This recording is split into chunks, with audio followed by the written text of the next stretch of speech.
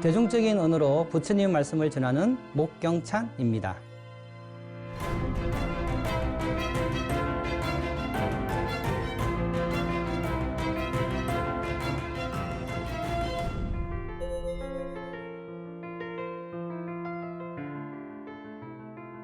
근래 이제 코로나 시국을 맞이해서 저는 강의가 있는 곳에서는 가서 강의를 하고요. 강의가 없을 때는 평소 하던 독경과 그리고 대중 글쓰기를 통한 부처님 말씀을 전하기 위해서 원고 구상 및 그다음에 글쓰기를 하고 있는 중입니다.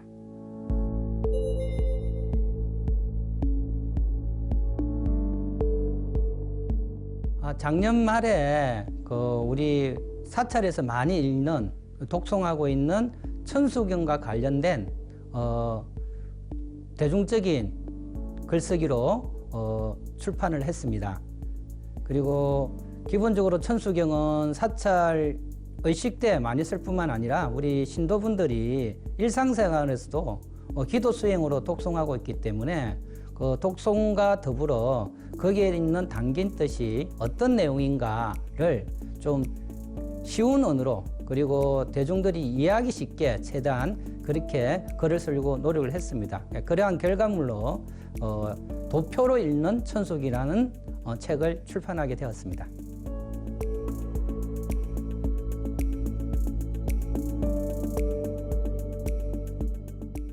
제가 기본적으로 불교 공부를 하면서 느끼는 게 대중 눈높이에 맞는 글을 쓰자고 생각을 하면서 여러 글을 써오고 있었습니다. 그런 가운데 이제 민족사라는 출판사에서 제 글 솜씨 글 뭡니까 글맛을 좀 좋게 보아서 도표로 읽는 부처님 말씀 시리즈가 있는데 그 가운데 천수경을 좀 썼으면 좋겠다는 청탁이 왔었어요. 저도 평소에 그런 가장 불자님들이 기본적으로 보는 천수경, 반야신경, 건강경 이런 경전들을 좀 불자의 입장에서 좀 초보 불자든 좀 어느 정도 불교를 공부했지만 내용을 깊게 모르는 그런 불자들 위해서 쉬운 언어로 다가가는 책들이 필요하다는 걸 생각을 했었습니다. 그래 저희 생각과 출판사의 생각이 맞닿아지면서 그렇게 출판을 하게 됐고요. 그리고 그 가운데 이제 도표를 그리다 보니까 사파가 들어가요. 거기에서 또 인연이 있는 배좋은 작가가 결합함으로써 좀 구성이 한쪽은 글씨, 한쪽은 그림이 되면서 독자들한테 쉽게 다가가는 글을 좀 계획 잡고 그렇게 하여 출판하게 되었습니다.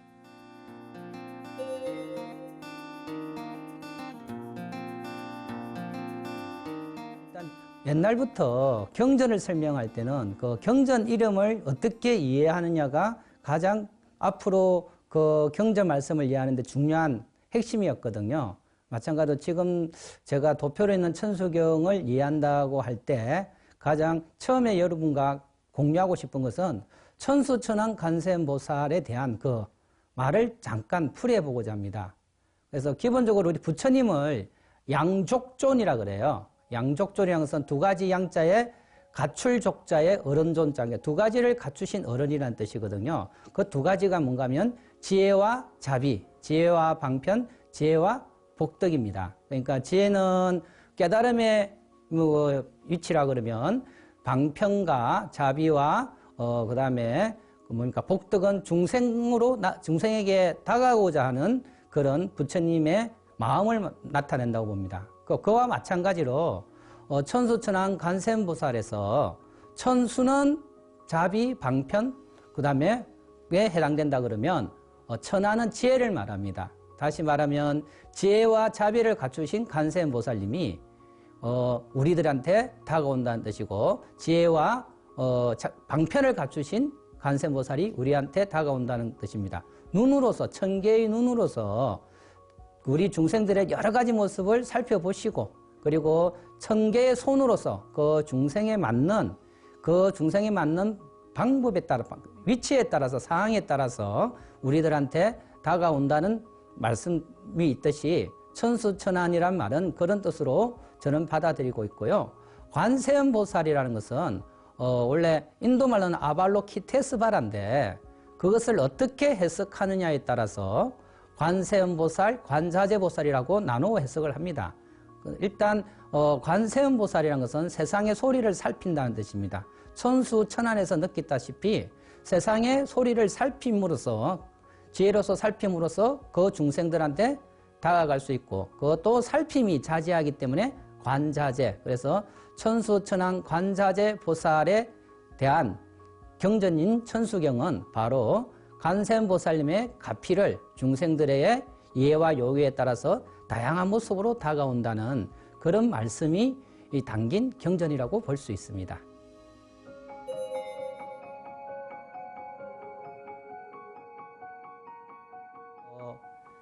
우리 불교책이 글 중심이다 보니까 좀 사람들이 읽다 보면 지쳐요. 그런 경향들이 있거든요. 그래서 그 글로 서술되는 내용과 함께 그 옆으로 그 서술됐던 내용을 좀 정리를 해놓으면 주제어를 중심으로 정리를 해놓고 그에 맞는 그림을 그려놓으면 우리 불자님들이 좀 글을 그 책에 좀 더 쉽게 다가오지 않을까. 그리고 그 산문으로 쓴 글을 보고 다시 한번 옆에 요약된 도표로 요약된 그 그림을 글씨를 보면은 좀 더 그 가르침이 우리 불자들한테 와닿지 않을까. 그런 의미에서 한쪽은 글, 한쪽은 도표로 이렇게 구성을 해서 다가갔는데 알게 모르게 좀 그것이 시리즈물이다 보니까 소문이 나서 불자들이 많이 찾는 그 책이 되었습니다.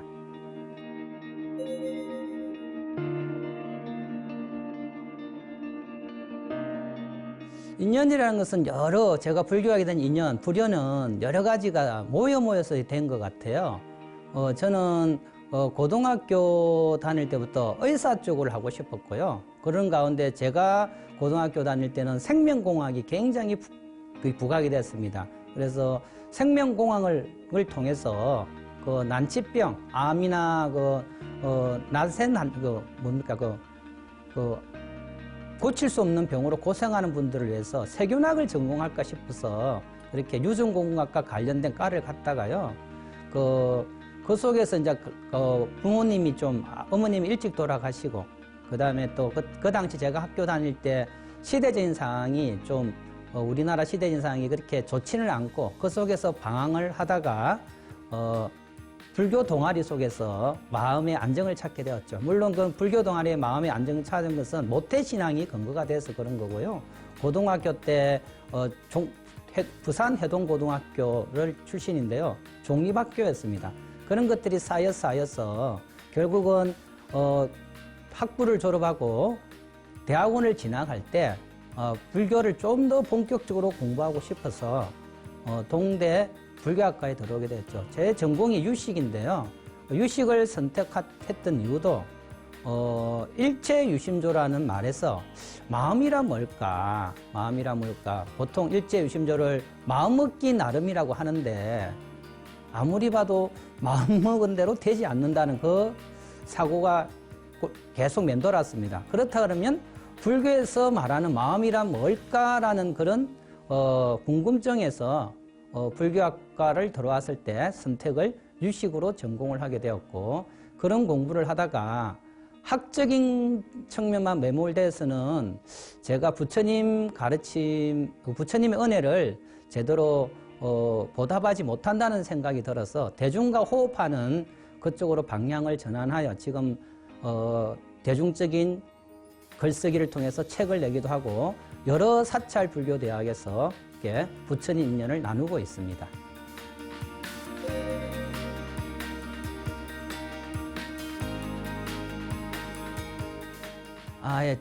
제가 이제 학자면서도 신행생활을 하는 사람이니까 불교 공부할 때 우리 학생 불자님들이 가끔 질문하는 게 독송과 관련된 내용들입니다.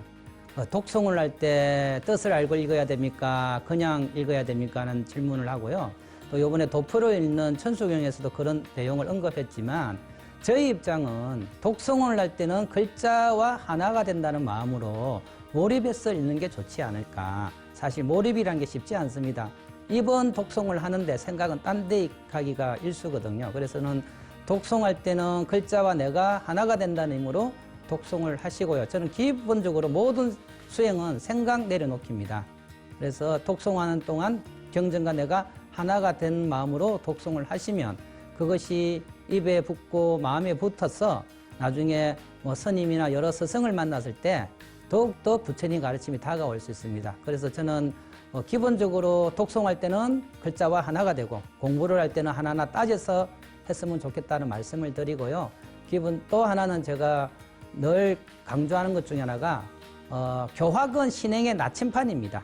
우리가 글자 공부를 하는 거나 부처님 말씀을 학문적으로 공부하거나 그 불교자에서 공부하는 거는 나의 신행이 어디로 가고 있는가를 방향성을 설정하는 것이기 때문에 꼭 신행이 함께 곁들여서 하는 불자가 되었으면 합니다.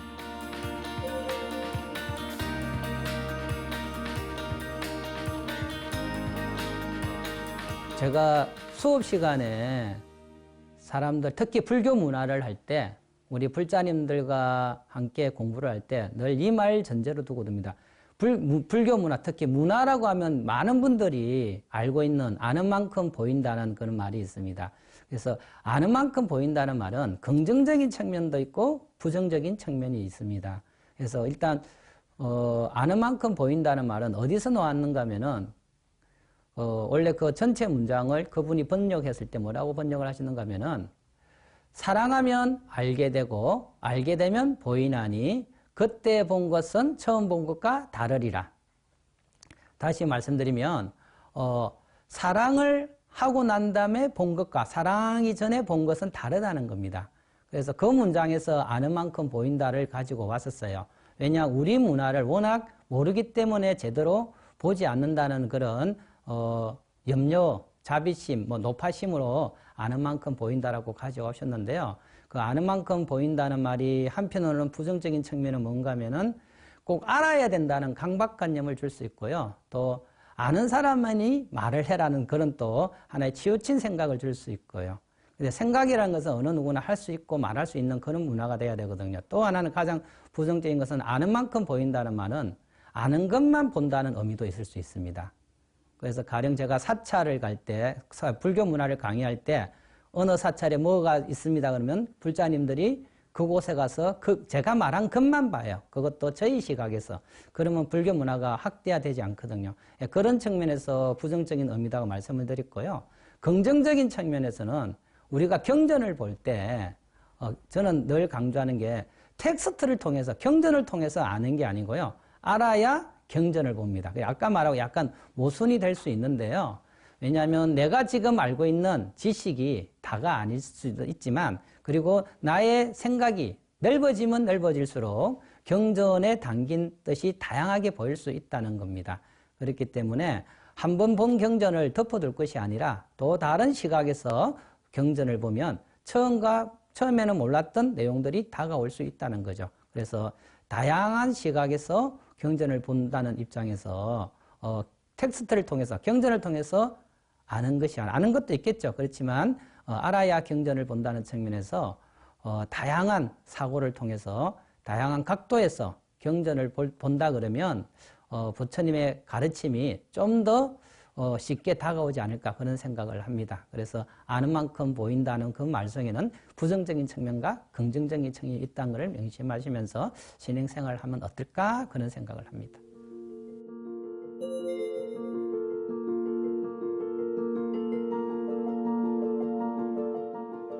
제 계획은 되는 데까지, 제 힘이 닿는 데까지 끊임없이 여러 불교 대학이 부르면 거기에 가서 대중들과 만날 거고요. 만나고 또 늘 제가 생각하듯이 대중에 맞는 그 대중이 원하는 그 대중의 삶 속에서 녹아나는 언어로서 대중적인 언어로서 부처님 말씀을 전하고 그렇게 강의한 것을 바탕으로 문어체가 아닌 구어체 그러니까 제 책을 읽으면 제 강의를 듣는 듯한 강의실에 있는 듯한 그런 살아있는 대중적인 불교 책을 쓰는 게 계속 저 앞으로의 계획입니다.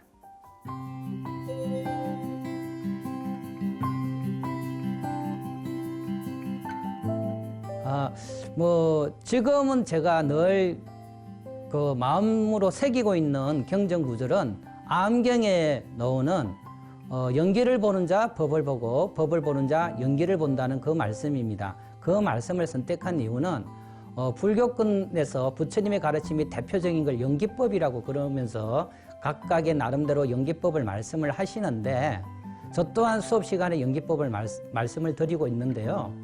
그런데 보면 경전 말씀대로라면 연기를 본 자가 깨달은 자고 깨달은 자가 연기를 봤다 그러면 깨닫지 못한 제가 연기법을 설명한다는 것은 아직 완벽한 연기법은 아니다. 내가 이해한 연기법일 수밖에 없다는 것을 늘 명심을 하면서 그 경전 말씀을 하심의 가르침으로 저는 받아들이고 지금도 공부하고 있고 대중들과 이렇게 만나 나가고 있습니다.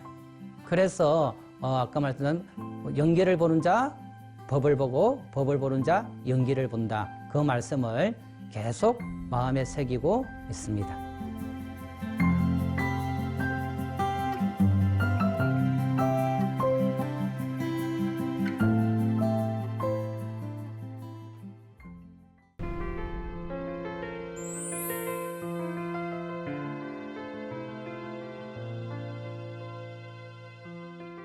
양자정보이론을 전공하고 있고 과학으로 불교를 어떻게 이해할 수 있는지를 고민하고 있는 양영지입니다.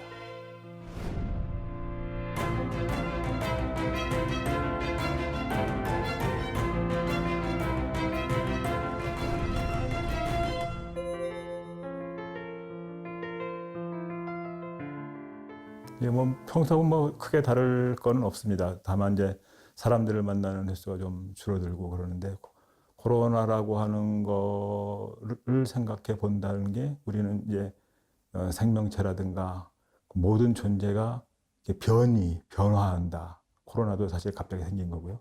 그런 것 자체가 사실은 불교에서 보면은 무상한 그런 모습을 보여주는 거라고 할 수 있습니다. 과학에서 보면은 그게 진화고 불교에서 보면은 무상이고 그런 것이 하나하나가 다 과학으로 불교를 알 수 있는 그런 계기가 된다고 생각을 합니다.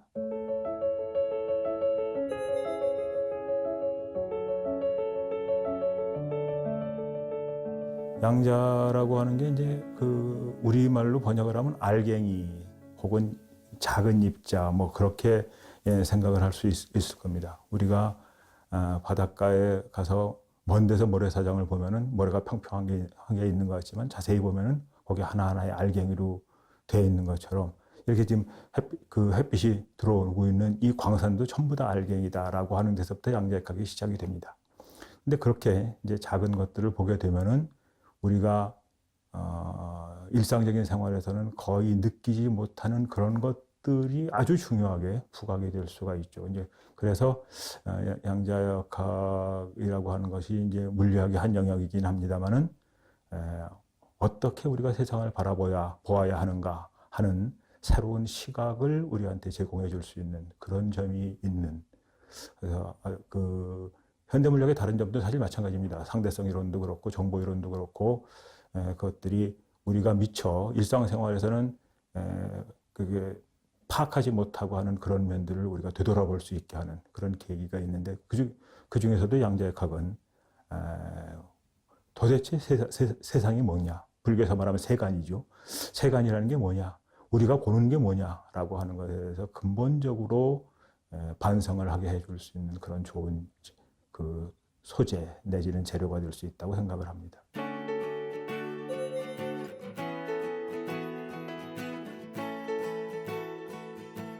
서구의 사상의 가장 중요한 틀 중에 하나가 플라톤의 철학이라고 생각을 합니다. 플라톤의 철학은 어떤 존재자 이전에 이데아, 본질이 있다라고 하는 그런 생각이에요. 그러니까 아주 실체론적인 도대체 어떤 뭔가가 있으면 존재가 있으면 그 존재의 실체를 먼저 상정하는 그런 거죠. 근데 양자역학은 전혀 그렇지가 않습니다. 여러 가지 이제 설명을 할 수 있습니다만 그 중에 하나가 이 이중성입니다. 조금 아까 빛을 얘기했습니다만 우리는 빛을 물리학적으로 아주 오래전부터 파동이라고 생각을 했었거든요. 그런데 양자역학은 빛이 입자라고 하는 사실을 자각하면서 양자역학이 시작이 됐단 말이에요. 그래서 플랑크의 가설이라든가 하는 것 자체가 전부 다 빛이라는 것이 입자가 흘러 들어오는 거다라고 하는 거에서부터 출발을 합니다.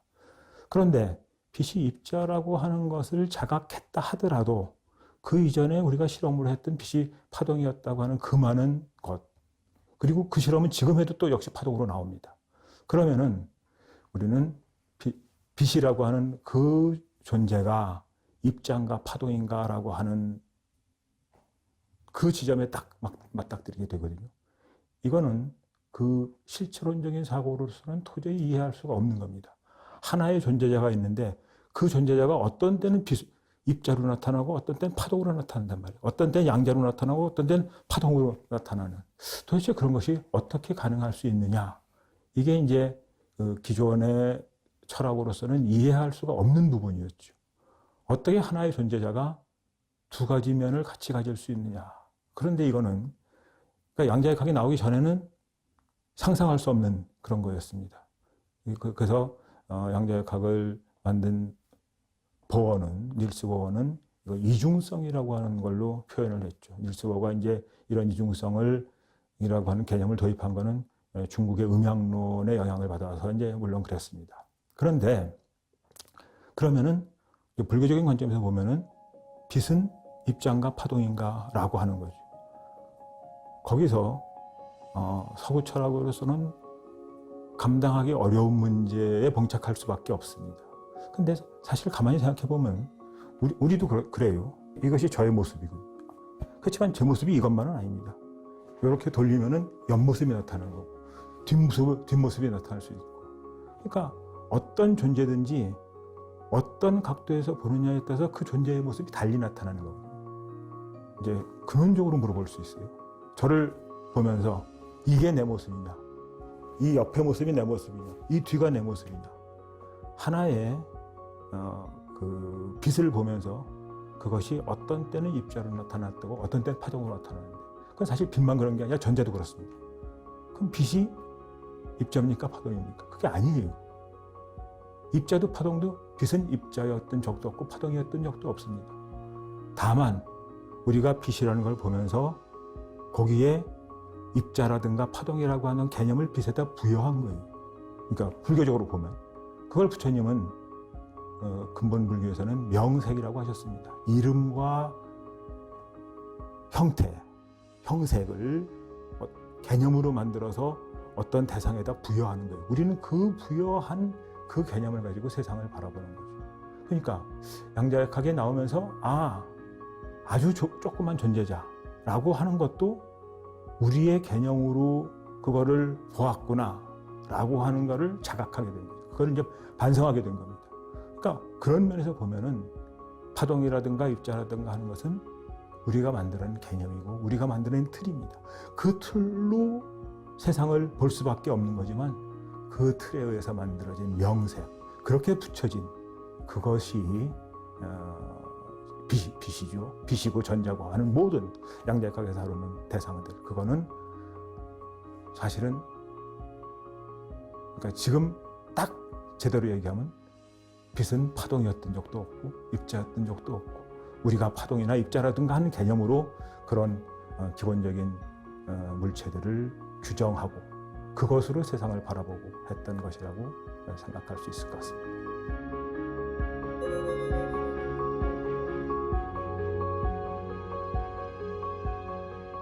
정확하게는 무화가 됩니다. 여기 보세요. 우리가 사실 세상을 관측하는 건 전부 다 그렇습니다. 여기에 어떤 빨간 사과가 있다 라고 했을 때 이 빨간 사과가 빨간색일까요? 그러니까 우리는 세상을 볼 때 어떤 생각으로 세상을 보느냐 하면 여기 빨간 사과가 나에게 나타났으면은 이놈이 빨간색이기 때문에 빨간 사과가 나에게 나타났다고 그렇게 생각을 합니다. 바로 그렇게 생각을 하는 빨간색이라는 실체가 여기 있기 때문에 나한테 빨간색이 보여졌다고 생각하는 그것 때문에 조금 아까 말씀드린 이중성을 이해하기 어려운 거예요. 어떤 빛이 여태까지 파동이었는데 왜 지금 입자로 나한테 보이느냐 말이에요. 빛이라는 실체가 파동이었기 때문에 입자로 보일 수 없다는 생각을 가지고 있는 거죠. 전자라고 하는 것이 입자인 전자가 파동인 것처럼 나에게 보일 수 없다는 걸 생각하는 거예요. 그런데 사실은 그렇지가 않습니다. 입자나 파동이라는 게 조금 아까 제가 개념이다, 우리의 개념 체계로 세상을 파악하려고 하는 것하고 얘기한 것과 똑같이 여기 있는 빨간 사과는 빨간 게 아니에요. 우리한테 빨간 게 빨갛게 보이는 거지. 정록생명인 사람이 보면은 이게 어떤 색깔로 보일지 모릅니다. 그거 말고 빨간색을 감지할 수 없는 생명체가 본다면 이게 빨간색 아닌 걸로 보일 거예요. 그럼 뭐냐 하면은 여기에 빨간 사과가 있다고 우리에게 보이는 것은 빨간 모습으로 나에게 나타나는 것뿐이에요. 조금 더 정확하게 말하면은 적외선도 흘러다니고 자외선도 흘러다닐 겁니다. 근데 우리는 그거 못 봐요. 그러니까 우리가 보는 것만 보는 거야. 우리 뇌가 해석하는 것만 해석하는 거예요. 그걸 해석해 놓고서 여기서 빨간색 사과에서는 빨간색 파장이 나오는 것뿐인데 그걸 빨간색이라고 우리 개념을 붙이고 거기에다 이름을 붙이고 형색을 붙이는 거죠. 그러면서 우리가 세상을 만들어냅니다. 그 만들어낸 세상을 부처님은 세간이라고 하셨죠.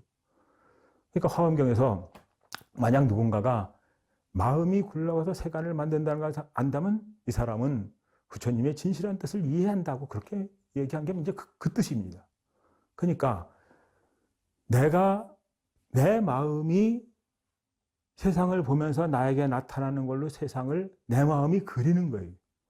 그래서 화엄경에서는 마음, 심여 공화사, 마음이 아주 재주가 많은 화가와 같다고 그렇게 얘기를 하죠. 그런데 내 마음이 그린 그것이 바로 개념을 그 어떤 대상에다가 부여하는 겁니다.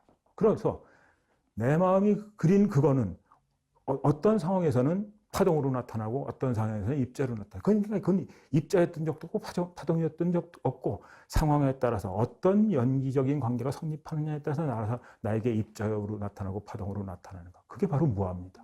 여기에는 실체적인 결정적인 정해진 본성이 있는 것의 대상이 아니라 그것이 어떤 상황에서는 나에게 이런 걸로 나타나고 또 다른 상황에서는 다른 걸로 나타나고 그래서 어떤 때는 어떤 상황에서는 파동이 되고 어떤 상황에서는 입자가 되고 이중성뿐만이 아닙니다.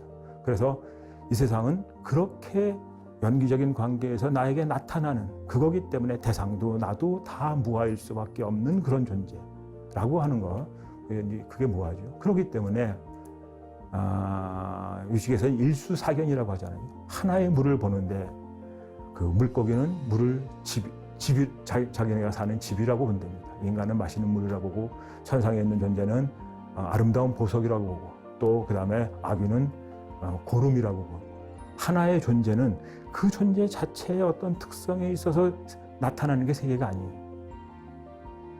그러니까 그것이 그 자체의 성질이 그대로 나에게 나타나는 게 아니라 나하고 어떤 관계를 맺느냐에 따라서 그 존재가 나에게 나타나는 것. 그게 이제 무아의 세계죠. 무아의 세계이기 때문에 어떤 상황이 빚어지느냐에 따라서 나한테는 세계가 그런 모습으로 보이는 겁니다. 그러니까 빨간색의 사과가 있는 거는 빨간색의 사과 때문에 빨간색으로 보이는 게 아니라 거기서 파장이 나오고 그거를 감지할 수 있게 내 몸이 수십억 년 동안 진화가 됐고 그것을 감지할 수 있게 나의 뇌의 구조가 만들어지고 하면서 나에게 이제 빨간색으로 보이는 것. 그것이 근본불교에서 부처님이 말씀하신 세간입니다.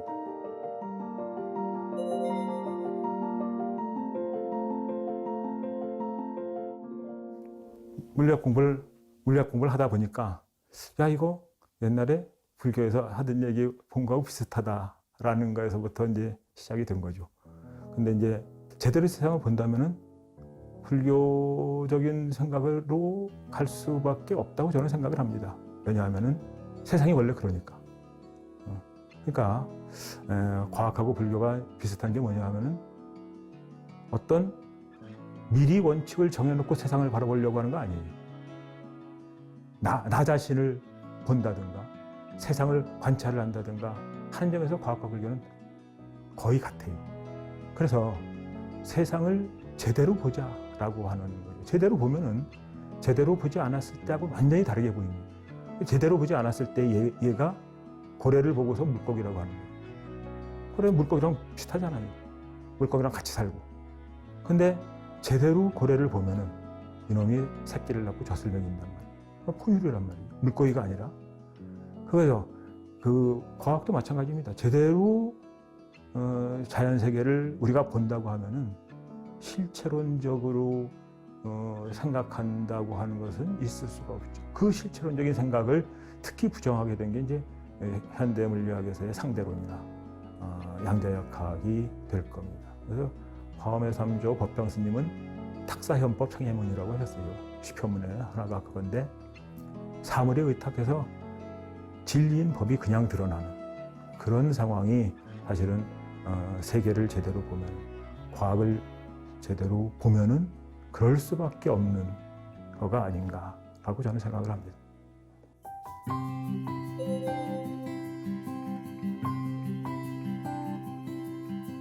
그러니까 과학하고 관련을 한다면은 정말 이 세상이 무상이라는 걸 알 수가 있어요. 영원한 것은 존재하지 않는다. 특히 그것이 이제 진화생물학에서 아주 두드러지게 드러나죠.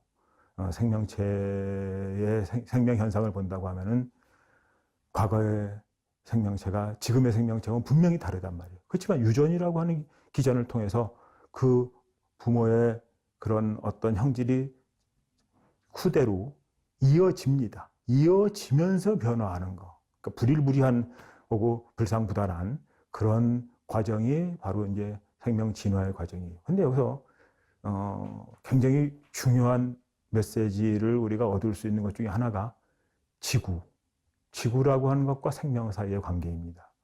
그러니까 우리가 보면은 태양계에 있는 모든 행성은 전부 다 거의 같은 평면을 돌고 있습니다. 같은 각도, 한 5도 정도 차이가 안 나요. 그런데 지구라고 하는 환경은 목성이나 토성이나 그런 다른 행성하고는 아주 다른 환경을 가지고 있어요. 우리가 숨쉬기에 딱 적절한 21%의 산소를 가지고 있단 말이에요. 그 산소가 누가 만들었냐? 생명체가 만든 거거든요. 그러니까 지구에 생명체가 있기 때문에 지구에 산소가 만들어지고 우리가 살 수 있는 이런 터전이 만들어진 거예요. 그 산소 중에 일부가 지구 대기층 외곽에서 오존층을 형성해서 태양에서부터 오는 그런 방사선을 막아주기 때문에 우리가 지금 여기서 살 수 있는 거고.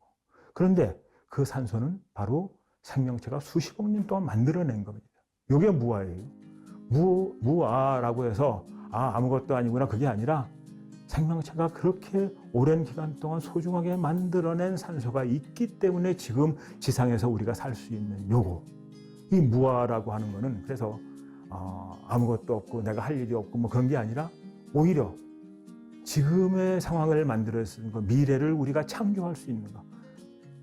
그러니까 미래는 우리가 만드는 그런 거라는 아주 긍정적인 의미를 가지고 있다고 생각합니다. 이게 만약에 자기의 본성이 그대로 정해져 있다면 아무런 노력을 할 필요가 없죠.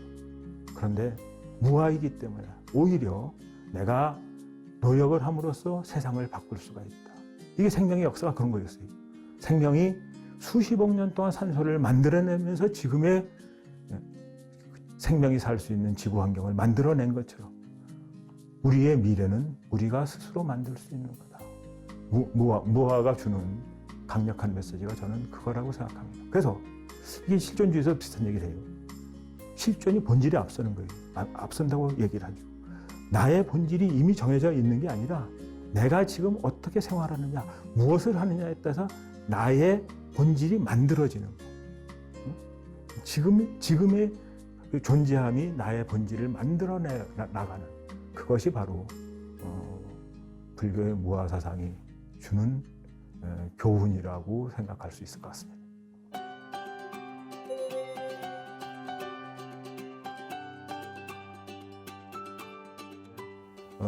불교가 굉장히 이렇게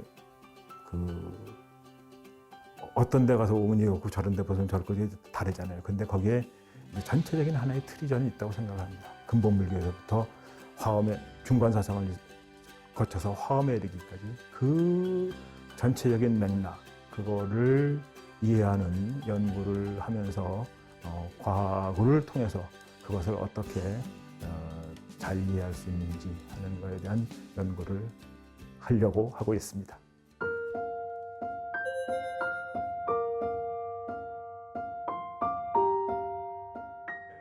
화엄경 그 야마창공개천 보면 이제 백자 개송이 나옵니다. 거기에 이제 세간이라는 말이 2번 나오는데 그 백자 안에 2번이 나와요. 그런데 거기에 나오는 말이 뭐냐면 마음은 아주 재주가 많은 화가와 같아서 온갖 오온을 다 만들어낸다 라는 그런 말씀이 있고, 그 다음에 좀 지나서 아까 말씀드렸던 것처럼 만약 누군가가 일체의 세간이 전부 내 마음이 굴러가서 만드는 것을 안다면 이 사람은 부처님의 진실한 뜻을 아는 거다라고 하는 말이 있습니다. 그러니까 우리가 마음을 어떻게 먹느냐, 세상을 어떻게 보느냐에 따라서 세상은 얼마든지 달라질 수 있고 세상을 바꿀 수 있고, 그것이 불교의 아주 기본적인 무아의 철학이고 화엄경이 말씀해 주시는 거라고 생각을 합니다.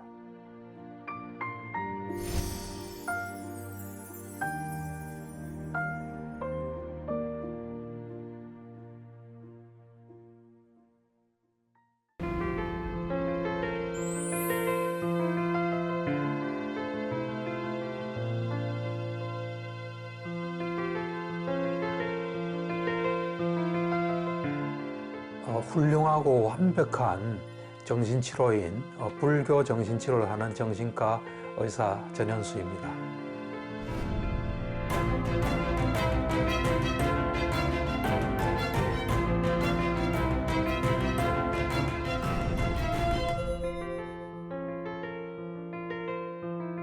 요즘 코로나를 위해서 많은 사람들이 힘들어하는 것 같아요.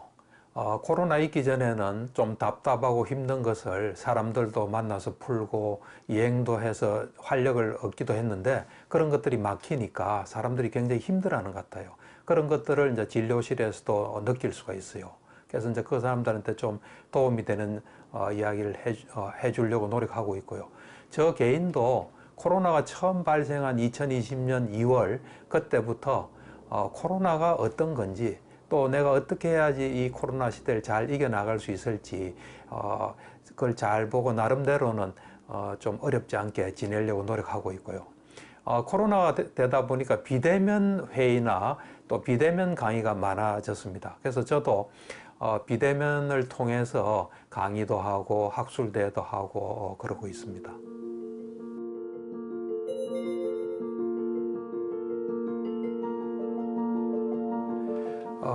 우선 불교는 제가 생각하기에 아주 훌륭한 정신치료입니다. 좀 더 어째 보면 완벽한 정신치료를 할 수 있습니다.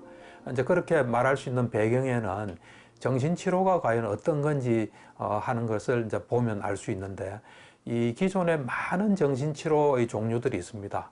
2016년 그때 한 1000종 정도의 그 정신치료의 형태가 있었습니다. 이제 대표적으로 보면 프로이드의 정신분석, 유응의 분석심리학, 아들레의 개인심리학 이런 게 있는데, 그 정신치료의 어떤 본질을 보면은 그것을 만든 사람들의 어떤 경험과 사유가 담겨 있습니다. 어떤 것이 담겨 있냐면 인간은 어떤 존재인가, 또 그리고 인간이 어떻게 해서 병이 나는지, 그럼 그 병난 걸 어떻게 푸는지 하는 게 들어 있습니다. 이제 그런 측면에서 볼 때 불교는 인간에 대한 이해가 완벽하게 들어 있습니다. 특히 초기 불교인 경우에는 부처님께서 관찰을 통해서 인간은 이런 존재고 이런 상황 속에 있다. 그래서 괴로움을 느낄 수밖에 없고 어떻게 해야 괴로움에서 벗어난다. 이제 그런 것들이 아주 잘 돼 있고, 또 많은 사람들이 그걸 실천해서 도움을 받았습니다. 그리고 그런 기록들이 초기 불교 같으면 경률론 3장에 잘 나와 있습니다. 어쩌면 그것은 불교 정신치료의 교과서라고도 할 수 있습니다. 그래서 그런 측면에서 볼 때 이 불교 정신치료는 다른 정신치료가 갖지 않는 아주 수성한 점들을 가지고 있다고 생각합니다.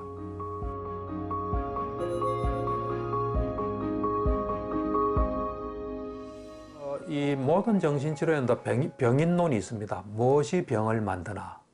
예를 들어서 프로이드 같은 경우는 우리에게 리비도라는 성적인 에너지가 있는데, 그것을 억압하게 되면 그 억압된 성적인 에너지인 리비도가 이 불안을 통해서 이래 발산된다고 봅니다.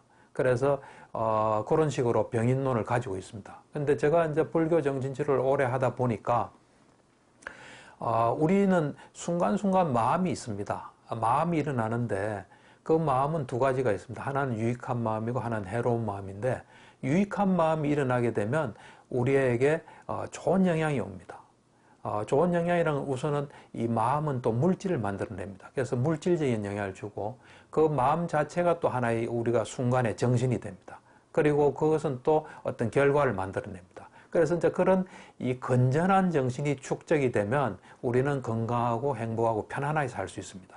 그에 비해서 이제 우리가 마음을 일으켰을 때 그 마음이 해로운 마음 같으면 우리에게 안 좋은 영향을 줍니다. 물질을 만들어내고 그 자체가 정신이 되고 그 다음에 또 어떤 결과를 가져옵니다. 그래서 그런 불건전한 정신이 축적됐을 때 정신적인 문제가 생긴다고 봅니다. 그래서 제가 임상에서도 환자들 이래 보다 보면 보통 이제 환자들이 불안이나 우울이나 뭐 여러 가지 문제가 있는데 그 문제가 발생하기 전에 해로운 마음이 상당 기간 진행되고 그로 인한 불건전한 정신이 많이 축적됐을 때 그런 병리적인 현상이 오는 걸 볼 수 있습니다.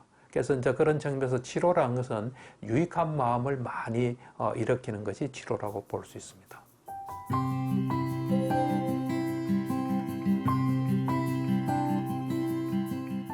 그렇죠. 저도 이제 어릴 때부터 뭐 불교를 좀 좋아했습니다. 좀 친불교적이죠. 그래서 뭐 의대 다닐 때 불교 학생에서 들었지만 불교가 제 인생에 뭐 크게 영향을 주지는 못했습니다. 그런데 그때가 내 나이 30살 때죠. 정신과 전공 2년 차 때 나의 첫 번째 그 불교의 스승을 만났습니다. 이제 그 스승을 만났는데 이제 그분이 이런 이야기를 했습니다. 제가 이제 정신과 전공 2년 차라니까 놀라운 말씀 하셨어요. 불교란 것은 괴로움을 해결하는 완벽한 시스템이다. 당신이 하는 정신의학도 정신치료도 정신적인 문제를 해결하는 거 아니냐. 이 불교의 괴로움을 해결하는 완벽한 시스템, 이 불교의 용어만 좀, 말만 좀 바꾸면은 훌륭한 정신의학의 체계가 될 것이다. 그런 말씀 하셨어요. 그래서 이제 참 대단하신 분이다. 이분한테 배워야 되겠다. 그래서 이제 그분의 제자가 됐죠. 제자가 되면서 이제 그분이 불교에 대해서 말씀하시는데 들어보니까 이건 진리구나. 세상이 이제 어떻게 구성이 돼서 어떻게 어떤 원리로 움직인다는 이제 불교에서는 그걸 업설이라 그럽니다. 이게 진리구나 하는 걸 깨닫고 그 진리를 내 생활에 적용을 해보니까 내가 좀 사는 게 편해지는 걸 느꼈어요. 그래서 정신적인 문제를 가진 사람도 이걸 잘 이해하고 자기 생활에 적용한다면 정신적인 문제 해결에 도움이 되겠다 해서 이제 불교와 정신치료가 같이 가게 된 거죠. 그래서 이제 불교 공부하고 수행하면서 이제 경험했던 것, 그 경험한 것이 나한테 도움을 주고 또 보편적인 어떤 경험 같으면, 지혜 같으면 그거를 이제 정신치료에 활용을 하기 시작했습니다. 그래서 그걸 한 30년 가까이 했죠. 하다가 이제 수행을 통해서 불교에 대한 의문이 하나도 없어지니까 그때 불교와 정신치료가 붙으면서 불교 정신치료가 되고 불교는 훌륭한 정신치료고 과학적인 정신치료다. 그래서 이제 이 길을 걸어가고 있습니다.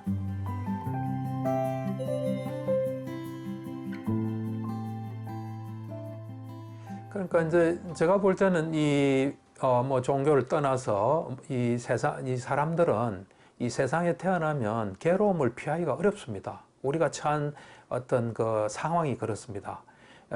이제 엄마 뱃속에서 태어나면 우리는 주위의 영향을 받을 수밖에 없습니다. 제일 먼저 영향받는 게 사람입니다. 그런데 우리는 한 명입니다. 그렇지만 사람은 굉장히 많습니다. 많다 보니까 그 사람들이 나를 위해서 돌아가지는 않습니다. 그 사람들을 위해서 돌아가다가 불똥이 나한테 탁 튀면 그것이 괴로움입니다. 그래서 사람으로부터 오는 괴로움을 피할 수가 없습니다.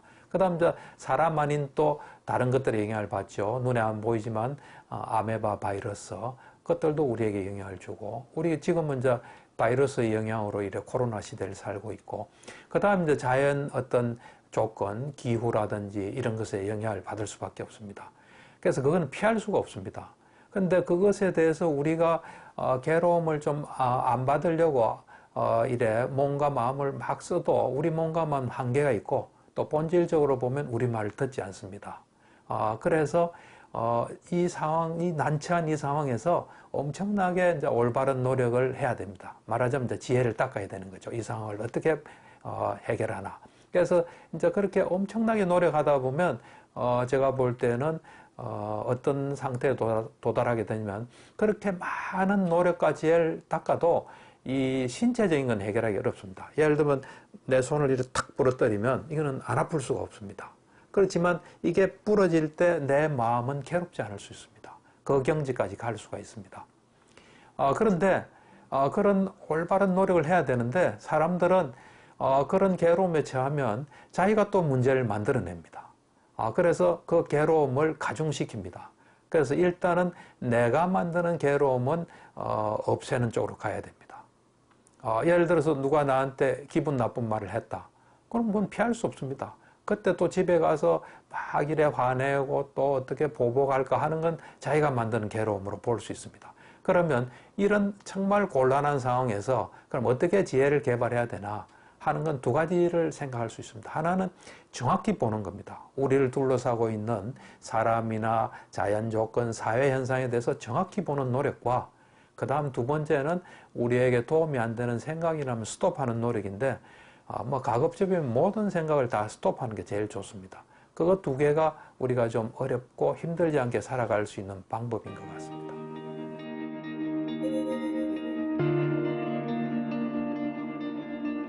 그러니까 사실 이 세상은 살기가 어려운 곳입니다. 어려운데 이제 정말 지혜를 많이 닦고 좀 정확하게 자세히 보면 일어나는 일은 다 일어날 만한 이유가 있습니다. 일어날 만한 이유가 있고 또 그리고 모든 일에는 두 가지 측면이 있는 것 같아요. 좀 힘든 측면도 있지만 우리에게 도움되는 측면. 코로나도 마찬가지라고 봅니다.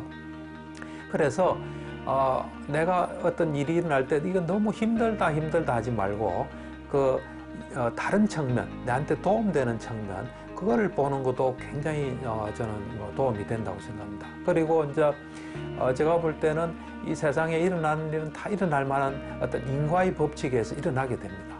그럴 때 우리는 그것으로부터 이제 배워서 가야 됩니다. 뭘 배우느냐? 예를 들면 세상이 어떻다는 걸 잘 알 수 있는 걸 배울 수도 있고 또 내 자신이 어떤 존재인지 또 내가 뭘 좀 더 보강해야 되는지 이런 것들을 배울 수 있는 거기 때문에 사실 제가 볼 때는 아무것도 걱정할 거 없이 뭔가 충분히 자기가 하고 싶은 대로 하고 거기서 어떤 일이 벌어지든지 거기서 또 뭔가를 배워서 이래 간다면 살아가는 데 있어서 너무 이래 너무 괴롭다 이게 내한테 왜 일어났지 나는 팔자가 왜 이랬나 그런 생각을 안 할 것 같아요. 그러니까 이제 이 보통 보면 제가 볼 때는 무슨 일이 이제 일어날 수밖에 없어 일어나는데 그걸 잘 보질 못하니까 이제 그때 후회도 하고 자책도 하고 또 자기를 힘들게 하는 것들을 많이 하는 것 같아요. 이제 그런 것들을 멈추고 정말 내 자신과 세상 또 일에 대해서 잘 알게 돼서 좀 더 하루하루 나은 삶을 사는 계기가 되었으면 합니다.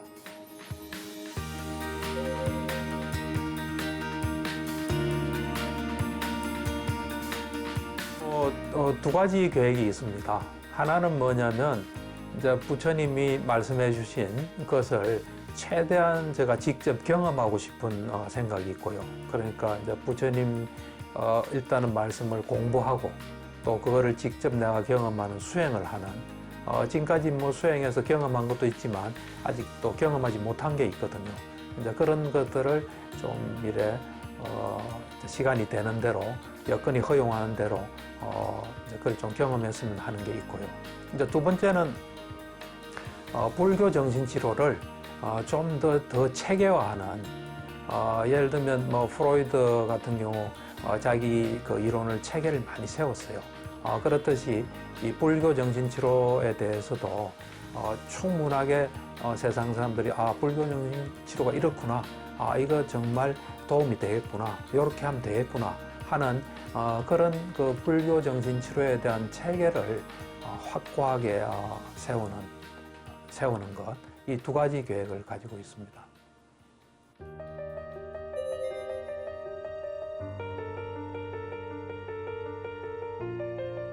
이제 기본적으로 우리 인간이란 것은 이 시간을 써다가는 존재로 생각합니다. 이 세상에 나와서 우리에게 주어진 시간을 써다가 이제 가는 존재인데, 이제 그런 측면에서 볼 때 시간이 가장 소중하다고 봅니다. 그러니까 이제 시간을 어떻게 쓰냐에 따라서 잘 쓰면 성공한 인생이고, 잘못 쓰면 이 실패한 인생으로 봅니다. 그래서 우리는 근데 다른 걸 위해서 시간을 이제 허비하는 경우가 있어요. 돈을 위해서 허비한다든지 또 뭐 다른 걸 위해서. 그러니까 이제 시간을 어떻게 하면 잘 쓰는지, 이 가장 소중한 시간을 잘 쓰고 갈 수 있도록 순간순간 시간을 허비하지 않고 정말 나를 위해서 쓰고 가는 게 중요하다, 그런 생각을 항상 하고 있습니다. 그 인생에 있어서 가장 중요한 것은 시간이라 봅니다. 그래서 그 시간을 잘 쓸 수 있도록 하는 것이 인생에서 가장 중요한 점이라고 생각합니다.